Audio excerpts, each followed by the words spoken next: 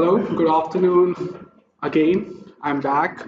Uh, the people who don't know me from the last presentation, my name is Shashank, and I'm a second year PhD student in Professor Moini's lab at Princeton University. So today, I'm going to talk about the mechanics of tough, cortical bone inspired 3D printed architecture cement based material. A lot of words there. Okay, so let me start with the motivation. So the current state of US infrastructure, we have been graded a C minus by ASC, and that's a sort of an improvement from D plus from the last year. Any grand challenges for engineering also emphasize the need of the safer and better infrastructure to avoid these unfortunate events in, for example, the Miami Bridge failure in 2018 and Champlain Tower failure in 2021. So one solution that we propose is to improve the resiliency of infrastructure material, including concrete. And the next question arises, how do we quantify the resiliency in concrete? Let me give a bit of a background of damage and fracture mechanics of concrete. So concrete has traditionally been not known for its fracture toughness. There are few toughening mechanisms like crack shielding, deflection, aggregate binding, and roughness enclosure, induced enclosure, but the overall behavior of concrete or cement-based material in general ranges from brittle to quasi-brittle. So is there a way can we develop tough concrete without changing the composition of the material? So in other words, how do we engineer concrete to have damage resistance? So for that, we have to go through to increase the toughness, we have to also consider the effect of the strength and stiffness. And to do so, we can take benefit of the processing induced fabrication steps to change the structure. Till now, people have been adding polymers to change the microstructure, but there's been another way that where we can improve the performance of the structure by changing the internal architecture or the design of the material itself. And to change this behavior from brittle failure to something more ductile or tough, if I say. So can we learn from nature? Let's look at the microstructure of cortical bone. What is cortical bone? Cortical bone is the outer tough shell of human femur bone. It has a quite high fracture toughness. I would say multiple times than its constituent materials, hydroxyapatite and collagen fibril.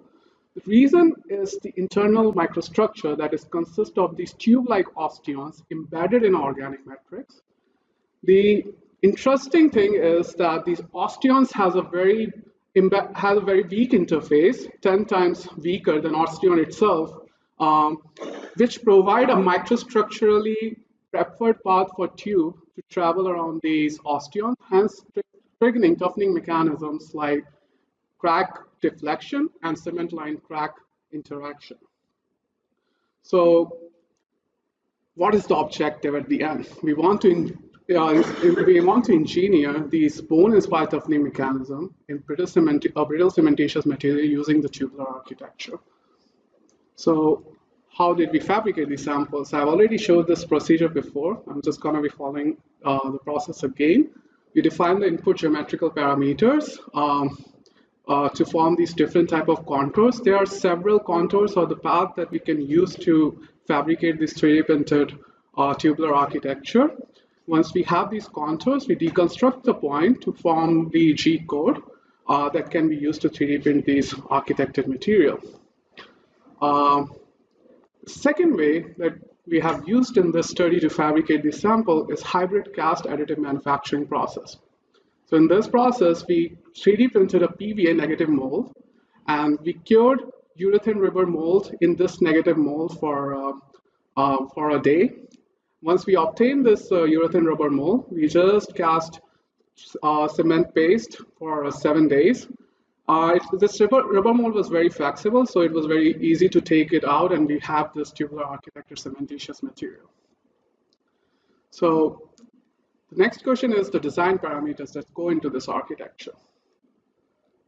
We have varied the porosity from 20% to 50%.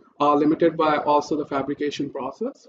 And the aspect ratio was varied from E is equal to 1 to E that corresponds to the case of circle to E is equal to 2, 2.5 that correspond to cases of the elliptical voids or tubes. Now, how do we characterize the mechanical response? We used characterize the modulus of rupture from 3-point bend test, and the fracture toughness was obtained by the single edge notch bending test using ASTM B1820. These are the equations. We characterize the crack initiation fracture toughness and crack propagation fracture toughness by considering both the J elastic and J plastic terms during the crack propagation. Let me finally show what results that we obtained after doing this all. So here I'm showing the load displacement plot for the notch 3-point bending test. So the black shows the solid material, and there was a brittle failure as expected. But something interesting happened in tubular architecture. There was this stepwise crack propagation that was constituted of linear hardening and linear softening. And we were interested, why was this happening? So what happened at the peak load, there was the first crack that initiated.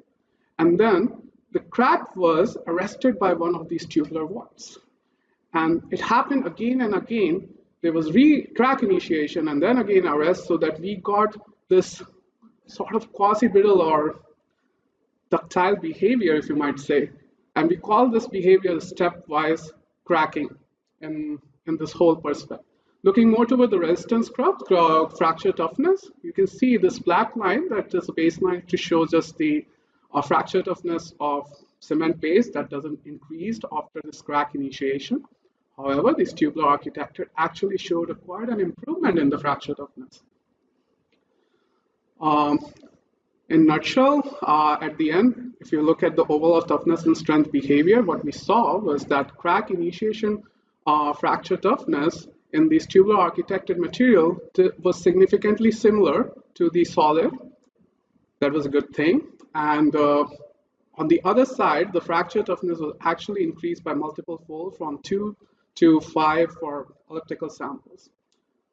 The next good thing happened was that the strength was not reduced for these tubular architecture samples. They all were significantly same for the tubular cases to the solid material.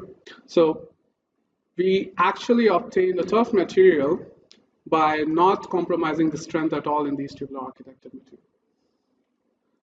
Now, it's interesting, it's good, everything is fine, but can we explain the results using an analytical investigation? So I studied the effect of these holes on the stress intensity factor using green function formulation.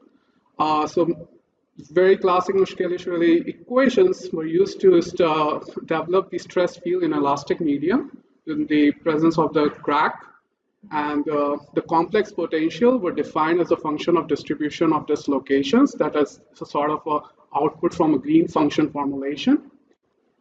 And these stresses were then superimposed to generate the stresses due to distribution of dislocation. And finally, we got a Cauchy integral equation that consists of dislocations because of on the crack because of ellipsis and the external force, and we can calculate the unknown dislocations to calculate the stress intensity factor.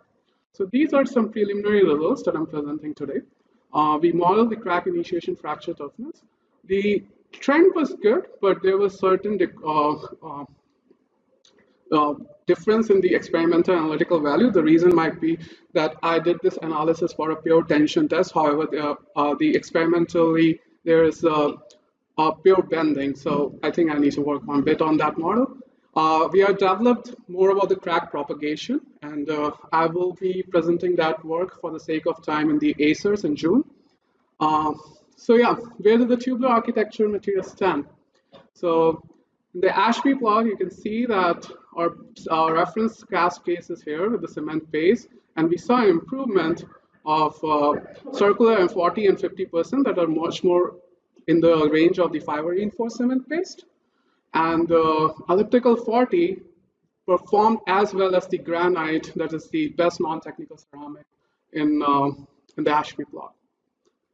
So concluding remarks, additive manufacture can be used in a variety of ways to 3D print or hybrid additive manufacturing to architect material. we need to work on a scaling. We can exploit the stepwise crack propagation and crack deflection to induce the toughening mechanism to increase the fracture toughness by 5 times. And finally, I answered the first question that I asked on the first slide, that the improvement in toughness strength was, the toughness was achieved without reducing the strength. That was the final takeaway. Thank you. I want to thank NSF to support our lab. Any questions?